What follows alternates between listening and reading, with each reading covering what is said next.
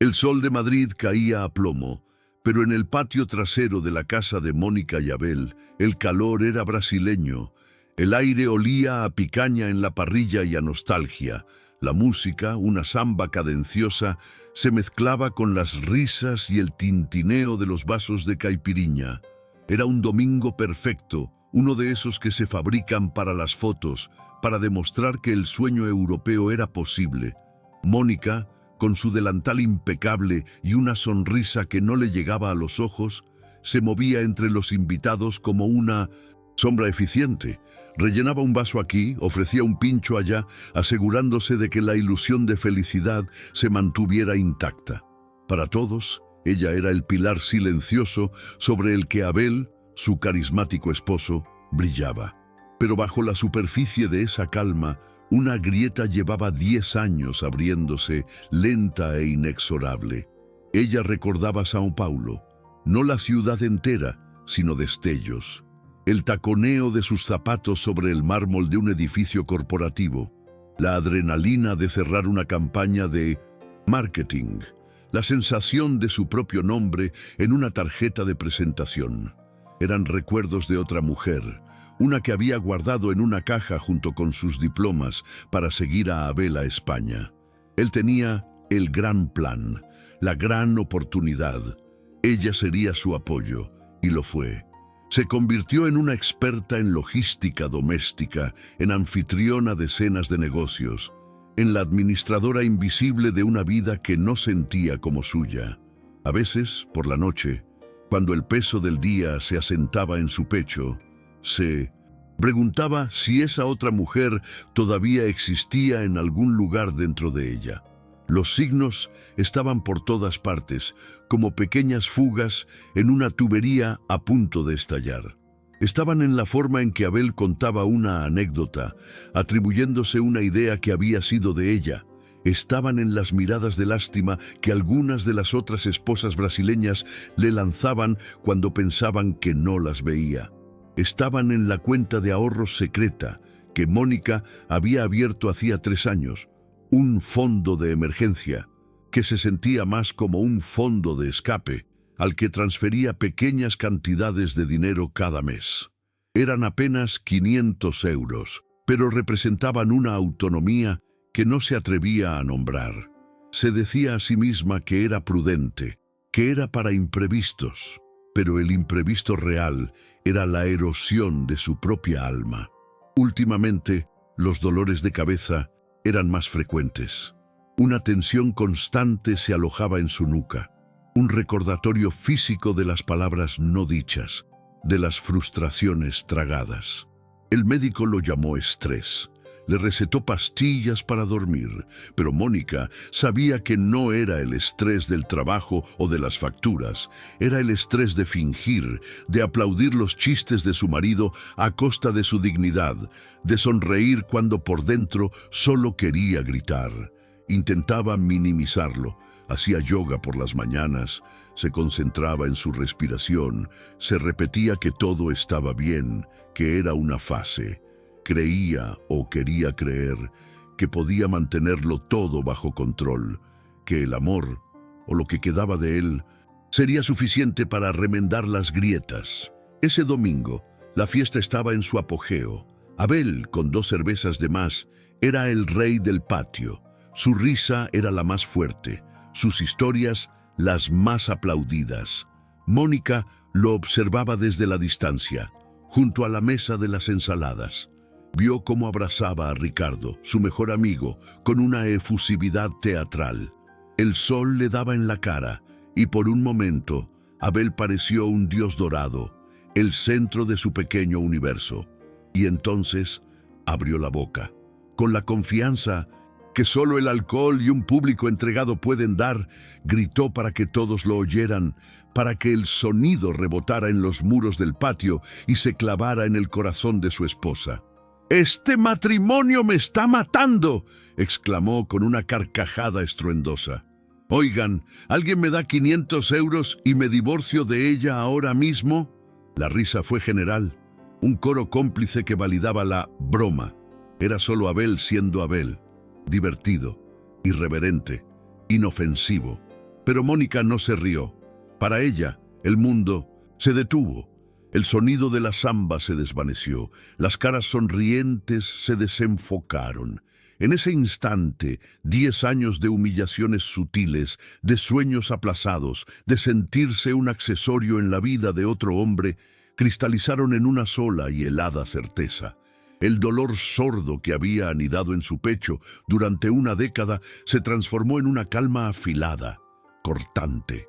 Ya no había nada que controlar, ya no había nada que salvar. Con una serenidad que asustaba, dejó el plato de ensalada sobre la mesa. Su cuerpo se movió con una precisión mecánica, como si estuviera programado para ese momento. Caminó con la espalda recta hacia el interior de la casa, ignorando las miradas curiosas que empezaban a seguirla. Su bolso estaba sobre una silla en el salón.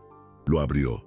Dentro, en un sobre escondido, estaban sus 500 euros, el fondo de escape, la póliza de seguro contra su propia vida. Regresó al patio. El murmullo de la fiesta continuaba, pero una extraña expectación flotaba en el aire. Todos. Los ojos estaban ahora sobre ella. Abel seguía riendo, ajeno a la tormenta que acababa de desatar. Mónica se detuvo frente a él. No dijo nada. Simplemente levantó la mano y le mostró el fajo de billetes. La sonrisa de Abel vaciló, se congeló en su rostro. La confusión dio paso a la incredulidad, con una mirada firme, directa, que desnudaba cada gramo de su arrogancia. Ella puso el dinero en la mano abierta y sudorosa de su esposo. El silencio que cayó sobre la fiesta fue absoluto, pesado, ensordecedor. El único sonido era el crepitar de la carne en la parrilla. Los ojos de todos iban del dinero a la cara de Abel, que había perdido todo su color. Mónica rompió el silencio. Su voz no tembló. Salió clara, firme y letal. Trato hecho. Firmas mañana. Sin decir una palabra más, se dio la vuelta y entró en la casa. El portazo resonó en el patio como un disparo, poniendo fin a la fiesta y a una década de mentiras.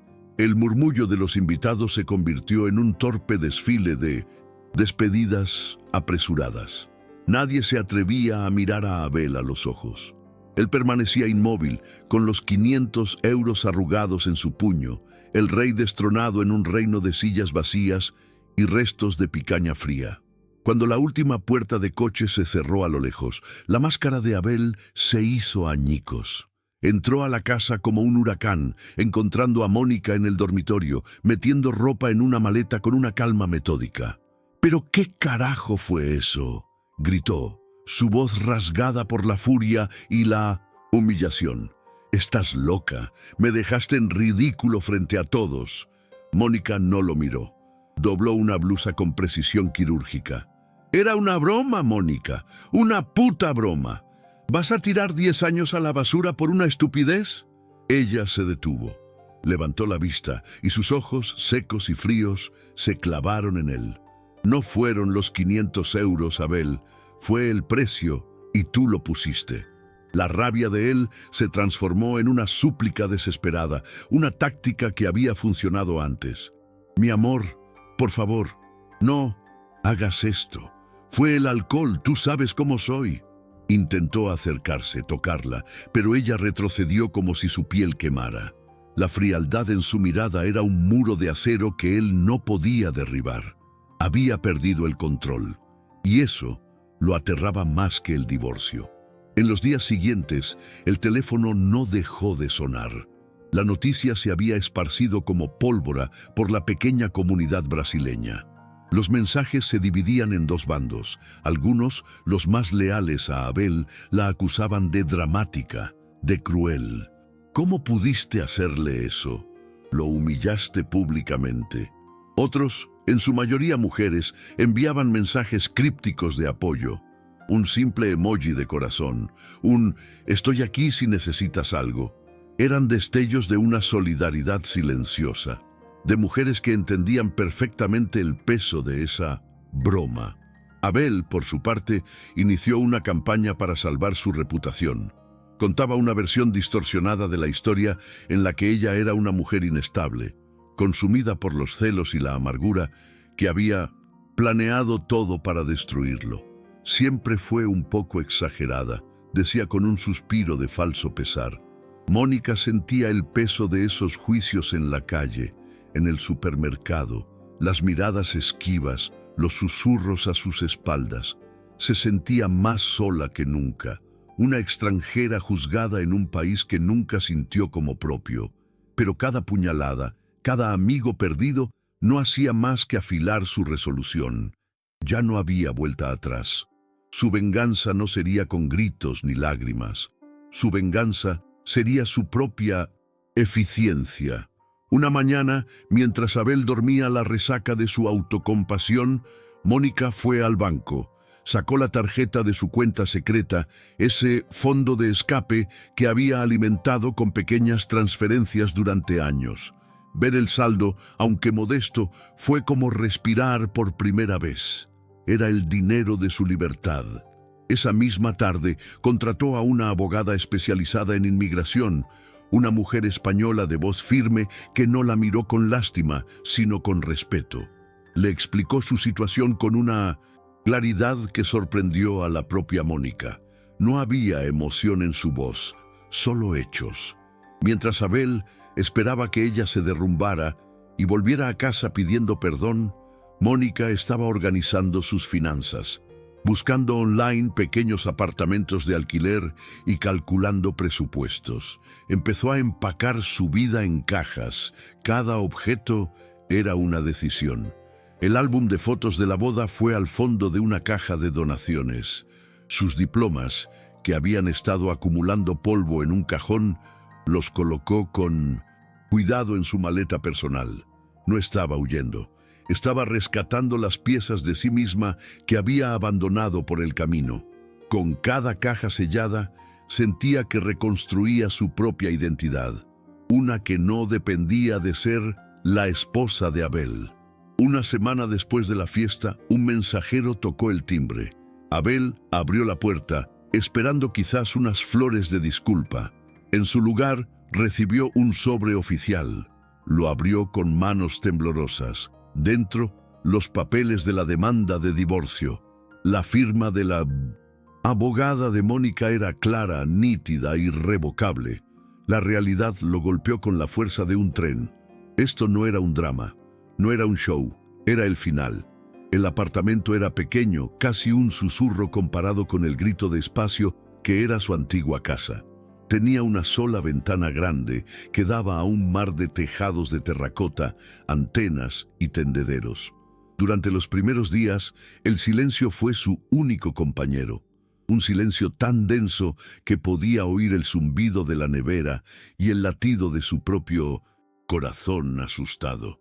Se sentaba en el suelo, porque aún no tenía muebles, y miraba las luces de Madrid encenderse al atardecer. ¿Había hecho lo correcto? La pregunta flotaba en el aire polvoriento. A veces, la soledad pesaba tanto que sentía que la aplastaría.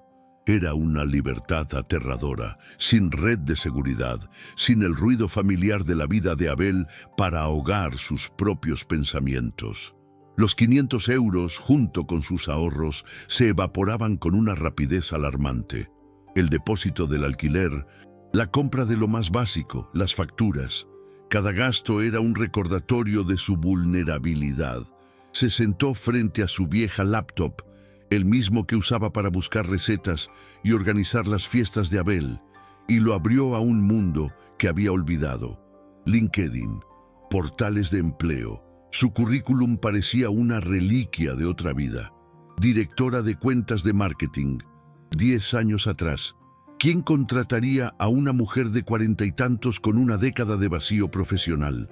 Envió docenas de solicitudes. La mayoría no recibió respuesta.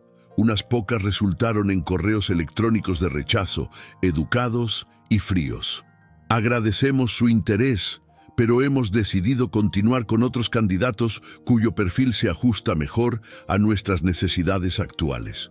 Cada no era una pequeña piedra que se sumaba al peso en su pecho. Empezó a sentir el pánico trepando por su garganta. El dinero se acababa.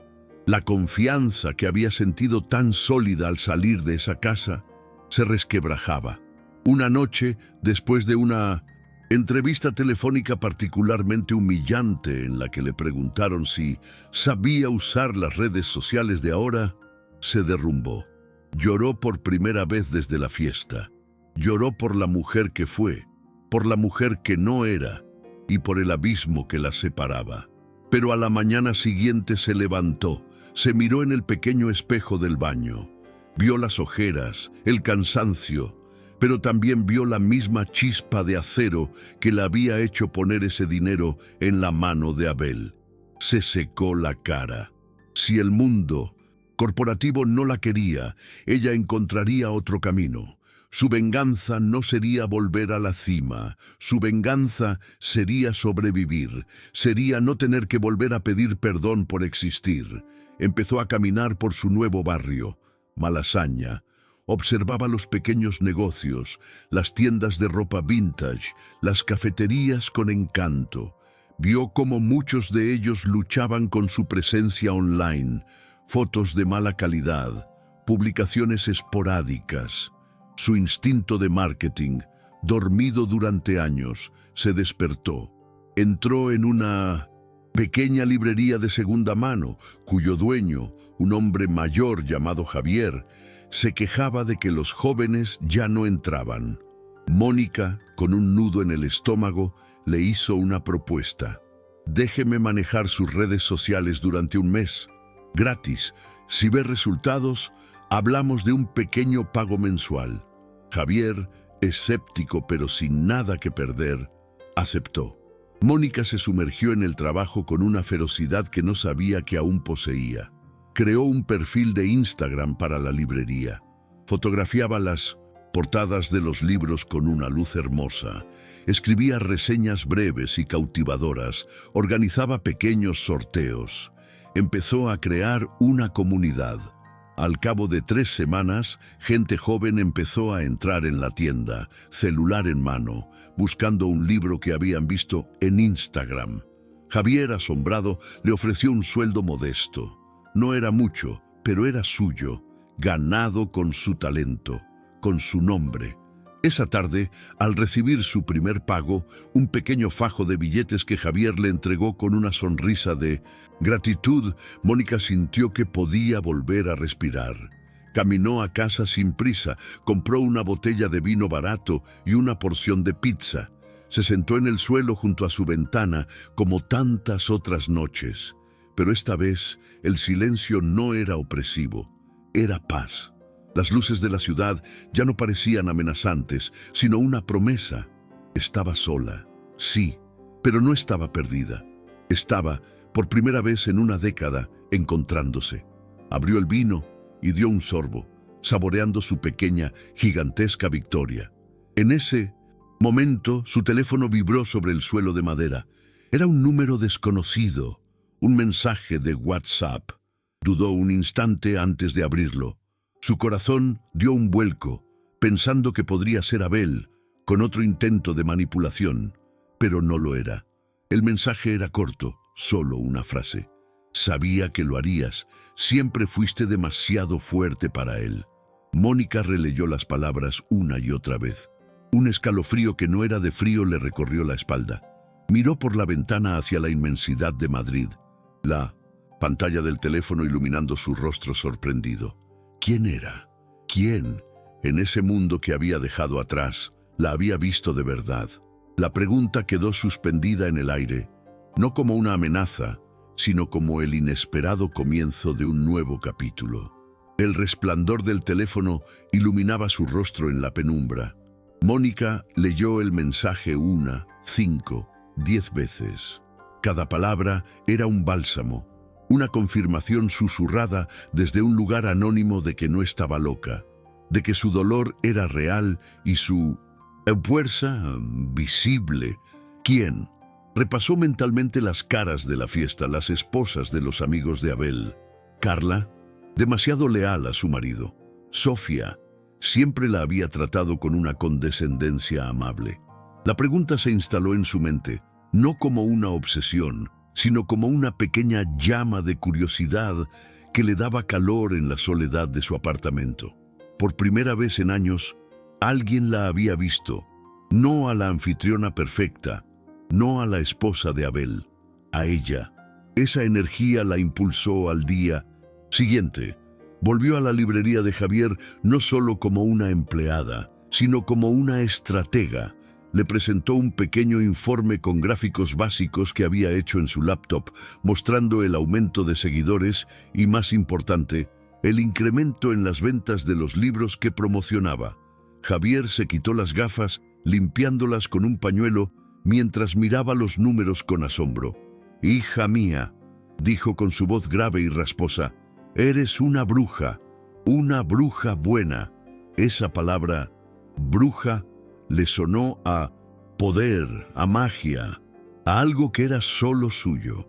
Fue Javier quien le abrió la segunda puerta. «Tengo una amiga, Elena. Tiene una pequeña tienda de cerámica aquí cerca. Es una artista increíble, pero para los negocios es un desastre. Siempre se queja de que no entra nadie. ¿Por qué no hablas con ella? Dile que vas de mi parte». Mónica sintió un nudo de nervios y emoción. Podría repetirlo. No había sido solo suerte. Armándose del valor que le había dado ese primer sueldo y ese mensaje misterioso, fue a ver a Elena. La tienda era un caos encantador de arcilla, esmaltes y piezas a medio terminar. Elena, una mujer de manos manchadas y pelo revuelto, la miró con el escepticismo de quien ha recibido demasiados consejos no pedidos. Pero Mónica no dio consejos, mostró resultados. Le enseñó el Instagram de la librería, las fotos, los comentarios. «No te prometo milagros», le dijo con una honestidad que desarmaba. «Solo te prometo que mostraré la belleza que ya hay aquí». Elena, contra todo pronóstico, aceptó. El trabajo se convirtió en su ancla. Se levantaba temprano, no por obligación, sino por deseo. Pasaba horas en la tienda de Elena, fotografiando la forma en que la luz se filtraba por la ventana y acariciaba las curvas de un jarrón, capturando la textura de un plato de cerámica, contando la historia de las manos que lo habían creado. Aprendió a usar nuevas aplicaciones, a editar videos cortos, a escribir textos que conectaban. Estaba redescubriendo una parte de sí misma que creía muerta, y se dio cuenta de que su talento no había desaparecido, solo había estado dormido, esperando a que ella misma se diera permiso para despertar. Un par de meses después, su teléfono vibró con una notificación de un número que sí conocía. Abel. Su estómago se contrajo por un instante, un reflejo condicionado de una década de ansiedad. El mensaje era corto y rezumaba una falsa amabilidad. «He oído que estás jugando a ser influencer con tienditas de barrio. Me alegro de que hayas encontrado un hobby para mantenerte ocupada. Si necesitas dinero de verdad, no seas orgullosa». La Mónica de antes se habría hundido, se habría sentido pequeña, ridícula, habría dudado de todo. Pero la Mónica de ahora leyó el mensaje, vio el patético intento de minimizarla, de reafirmar su control, y sonrió. No con alegría, sino con la certeza de su liberación. Borró el mensaje sin responder. Su silencio era la respuesta más poderosa. Él ya no tenía acceso a su paz. Su hobby empezó a darle de comer. La tienda de Elena floreció. Otras pequeñas empresarias del barrio, al ver los resultados, empezaron a contactarla. Una diseñadora de joyas, la dueña de una cafetería vegana. Mónica se registró como autónoma. Abrió una cuenta bancaria a nombre de su pequeño emprendimiento. Compró un escritorio de verdad y una silla ergonómica. Pequeños lujos que eran monumentos a su independencia. Ya no era la mujer que administraba la vida de otro. Era la arquitecta de la suya. Una tarde de otoño, mientras trabajaba en su café preferido, una mujer se acercó a su mesa. Era Ligia, una de las esposas brasileñas del círculo de Abel. Siempre había sido la más callada, con una mirada perpetuamente triste. Mónica se preparó para un encuentro incómodo. «Hola, Mónica», dijo Ligia en un portugués suave. «¿Puedo?» Mónica asintió, cautelosa. Ligia se sentó y jugueteó con un sobre de azúcar. Yo te envié el mensaje, soltó de repente, sin mirarla a los ojos. El de aquella noche. Mi primo trabaja en la compañía telefónica, conseguí tu número. Mónica se quedó sin aliento. De todas las personas, nunca la hubiera imaginado a ella. Te vi ese día en la fiesta, continuó Ligia, levantando la vista por fin. Sus ojos estaban llenos de una emoción que Mónica reconoció, una mezcla de admiración y anhelo. Te vi aguantar durante años, vi cómo te apagabas. Y ese día, cuando le diste el dinero, no fue una locura, fue lo más valiente que he visto en mi vida. Las lágrimas asomaron a los ojos de Ligia. La semana pasada le dije a mi marido que quiero volver a la universidad, que quiero terminar la carrera que dejé por él. No sé si tendré tu coraje para irme, pero gracias a ti encontré el coraje para hablar, para recordarle que yo también existo. En ese café de Madrid, dos mujeres que apenas se habían hablado en 10 años se encontraron en un territorio nuevo y sagrado, el de la solidaridad. Mónica extendió la mano sobre la mesa y apretó la de Ligia. La pequeña llama de curiosidad que había sentido meses atrás se convirtió en un fuego cálido y expansivo. Su acto de liberación no solo había salvado su propia vida, sin saberlo, había encendido una luz para que otras encontraran su camino. El café se quedó frío en la taza, pero Mónica no lo notó.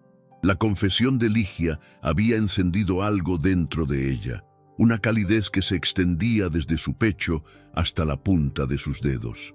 Al salir a la calle, el aire de Madrid ya no se sentía como el de un exilio, sino como el de un comienzo. Cada paso sobre la acera era una reafirmación.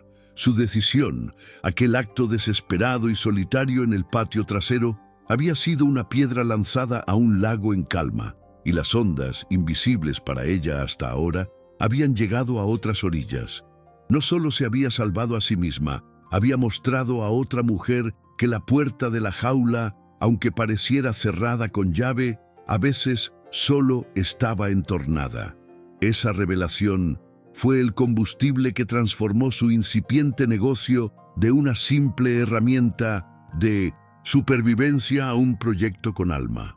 La suerte no existe, solo existe el trabajo que se encuentra con la oportunidad.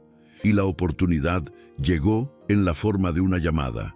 Era el dueño de un pequeño hotel boutique en el barrio de las Letras, un hombre que había oído hablar del milagro de la librería de Javier a través de un proveedor común. Quería una reunión.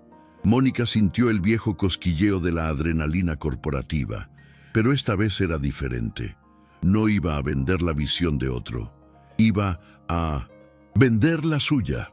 Se presentó a la reunión con un vestido sencillo pero elegante que había comprado en una tienda de segunda mano y una carpeta con sus métricas. No eran números de una multinacional, sino el crecimiento de una librería y una tienda de cerámica. El dueño del hotel, un hombre llamado Mateo, la estudió con ojos escépticos. «Busco resultados, no historias bonitas», dijo él directo. Mónica asintió, serena. «Mi especialidad no son los grandes números, Mateo. Mi especialidad es contar historias bonitas que generan resultados. Hago que la gente no solo quiera una habitación, sino que quiera vivir la experiencia que tú has creado». Habló con una pasión y una seguridad que no sabía que tenía. Una mezcla de su vieja pericia en marketing y su nueva y cruda experiencia de la calle. Salió de allí con un contrato, su primer cliente importante, el primer sueldo que le permitiría no solo pagar las facturas, sino también ahorrar. Con la estabilidad financiera llegó un nuevo tipo de calma. Empezó a decorar su pequeño apartamento, no con los muebles impersonales y caros que había elegido con Abel para impresionar a los demás, sino con piezas que le hablaban. Compró un jarrón de cerámica de Elena, una lámina de un artista callejero, plantas que llenaron de vida el espacio. Su hogar se convirtió en un reflejo de su mundo interior, pequeño, pero auténtico y lleno de luz. Un sábado por la tarde, mientras caminaba por el barrio de Salamanca, después de una reunión de estrategia en 1900, el hotel lo vio. Abel estaba sentado en una terraza con un grupo de amigos, los mismos de siempre. Su risa era igual de estruendosa, sus gestos igual de expansivos. Por un segundo, sus miradas se cruzaron por encima del bullicio de la calle. Mónica sintió un tirón, un eco fantasma del pasado, pero no había dolor, no había rabia, solo una distancia inmensa, como si estuviera viendo una escena de una película antigua que ya no la conmovía. Vio a un hombre que necesitaba desesperadamente un público, un hombre atrapado en el personaje que él mismo había creado. Abel apartó la vista primero, incómodo. Mónica no sonrió, simplemente siguió caminando, con la espalda recta, sin acelerar el paso. Había salido de su órbita. Ya no era su sol, ni su agujero negro. No era nada. El éxito con el Hotel Boutique le trajo más clientes. Se dio cuenta de que su nicho eran precisamente esos negocios con alma, dirigidos por personas que, como ella, habían puesto su vida entera en un sueño. Creó una pequeña red. Una vez al mes, organizaba un desayuno en una de las cafeterías de sus clientes. Allí se reunían Javier el librero, Elena la ceramista, Mateo el hotelero y otros pequeños empresarios. Compartían ideas, contactos y, sobre todo, el entendimiento mutuo de lo que costaba levantar algo desde cero. Mónica, que había pasado una década organizando cenas donde la conversación era superficial y competitiva, ahora era el centro de una comunidad genuina, unida por el respeto y el apoyo mutuo. Ella no era la anfitriona invisible, era la conectora, la catalizadora. Una mañana, mientras diseñaba una nueva campaña, se dio cuenta de que necesitaba un nombre para su negocio. Ya no era solo Mónica haciendo cosas en redes sociales. Era una entidad. Pensó en nombres complejos, en inglés, que sonaran profesionales, pero nada encajaba. Entonces recordó la sensación de cruzar aquella calle, dejando atrás a Abel. Recordó el puente que había construido entre la mujer que era y la que quería ser. Lo supo. Su empresa se llamaría Ponte, Puente, en portugués. Un guiño a sus raíces, un recordatorio de su viaje. Esa misma tarde, diseñó un logo simple y elegante y mandó a imprimir sus primeras tarjetas de presentación. Cuando la recogió de la imprenta, el cartón se sentía pesado y real en su mano. Leyó las palabras en voz baja saboreándolas. Mónica Soares, fundadora, Ponte Digital. Era su nombre, su título, su creación. 10 años atrás, había guardado en una caja una tarjeta con su nombre. Ahora tenía una nueva. Y esta no se la había dado nadie. Esta se la había ganado. Cada letra, cada billete de 500 euros, cada noche de insomnio, cada pequeño triunfo. Todo estaba allí, en ese pequeño rectángulo de cartón.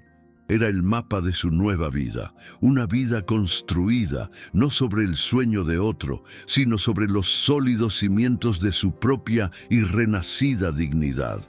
2 años pasaron, no como una ráfaga de viento, sino como la lenta y deliberada colocación de ladrillos uno sobre otro, construyendo algo sólido donde antes solo había un solar abandonado. El pequeño apartamento de Mónica se había transformado.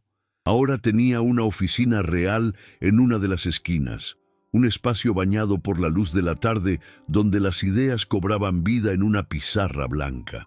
Su cabello ya no estaba siempre recogido en un moño práctico. A veces caía suelto sobre sus hombros, con sus hilos de plata brillando no como signos de cansancio, sino como medallas ganadas en batalla.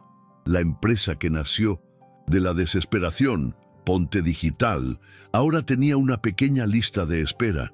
Su nombre se susurraba en los círculos de pequeños emprendedores de Madrid como un secreto bien guardado. Habla con la brasileña. Ella entiende el alma de los negocios. La red de apoyo que había perdido se había reemplazado por algo mucho más fuerte, una comunidad. Javier, el librero, ahora vendía online a toda España. Elena, la ceramista, había sido destacada en una revista de diseño. Y Ligia, su improbable aliada, había terminado su carrera y trabajaba a tiempo parcial en una galería de arte. Eran su consejo de administración, su grupo de terapia y sus amigos más queridos. Se reunían una vez por semana, no en un patio trasero para mantener las apariencias, sino en un pequeño bar de tapas para celebrar victorias reales, por pequeñas que fueran. Mónica ya no era la anfitriona silenciosa, era el centro de gravedad. La mujer cuya valentía les había recordado a todos que nunca es demasiado tarde para escribir un nuevo final. La estabilidad financiera era una manta cálida en las noches frías de Madrid. Ya no revisaba su cuenta bancaria con el corazón en un puño. Podía pagar sus facturas sin ansiedad, permitirse un buen vino sin culpa, e incluso había comenzado un nuevo fondo de ahorros. Este no era un fondo de escape, sino un fondo de sueños. Quizás un viaje a Japón, quizás un curso de fotografía. Las posibilidades se extendían ante ella, vastas y luminosas. La independencia económica era mucho más que dinero. Era la capacidad de respirar hondo, la certeza de que sus pies estaban plantados en un terreno que era exclusivamente suyo. Un día, al pagar en una tienda, la cajera le devolvió un billete de 50 euros. Mónica lo miró por un instante y el recuerdo de aquel fajo de 500 euros en su mano apareció, nítido y sin dolor. Recordó el peso del dinero, el sudor en la palma de Abel, el silencio atronador del patio. Pero ya no sentía la humillación ni la rabia. Sintió una extraña gratitud. Aquel gesto no había sido un final, sino el precio de la entrada a su propia vida. 500 euros por su alma. Había sido la mejor inversión que había hecho jamás. Guardó el billete en su cartera, no como una reliquia dolorosa, sino como un ancla, un recordatorio tangible de la mujer que había sido capaz de comprar su propia libertad. La noticia sobre Abel le llegó a través de Elena, quien la había oído de un proveedor. No hubo drama ni una caída espectacular, solo una lenta y patética decadencia. Sin la red de Mónica para organizar su vida social y profesional, su encanto se había desgastado. Su gran oportunidad de negocio se había desvanecido por falta de organización. Incapaz de mantener el estilo de vida al que estaba acostumbrado, había vendido la casa y, según los rumores, había vuelto a Brasil. El sueño europeo se había disuelto. Mónica escuchó la noticia sin una pizca de satisfacción ni de pena. Era como leer el obituario de un desconocido. Su historia y la de él ya no corrían por vías paralelas, estaban en universos diferentes. Esa noche, Mónica se sirvió una copa de vino y se sentó junto a su ventana, la misma que al principio había sido un marco para su soledad. Ahora era un mirador a su reino. Las luces de Madrid parpadeaban abajo, una constelación de historias anónimas. Pensó en la mujer que había llegado a esa ciudad llena de amor y dispuesta a desaparecer en la sombra de otro. Y pensó en la mujer que era ahora, una que había aprendido que la verdadera fuerza no está en aguantar, sino en saber cuándo soltar. Había descubierto que el renacimiento no siempre es un incendio que lo consume todo para empezar de cero. A veces es un proceso silencioso. Regar una planta que se creía muerta hasta que un día, sin previo aviso, le brota una nueva hoja. Su teléfono vibró sobre la mesa. Era Ligia. ¿Estás ocupada?, preguntó su amiga al otro lado de la línea. No, respondió Mónica sonriendo a la oscuridad. Solo estoy disfrutando de la vista. La conversación fluyó con la facilidad de la costumbre, hablando de trabajo, de planes para el fin de semana, de la vida. Mónica escuchaba, reía y sentía una paz profunda y serena. Estaba sola en su apartamento, pero no se sentía sola en el mundo. Había aprendido la lección más importante de todas. La felicidad no es un destino al que se llega, sino un hogar que se construye, ladrillo a ladrillo, dentro de uno mismo.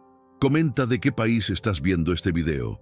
Y si quieres oír más historias de coraje y renacimiento, suscríbete al canal.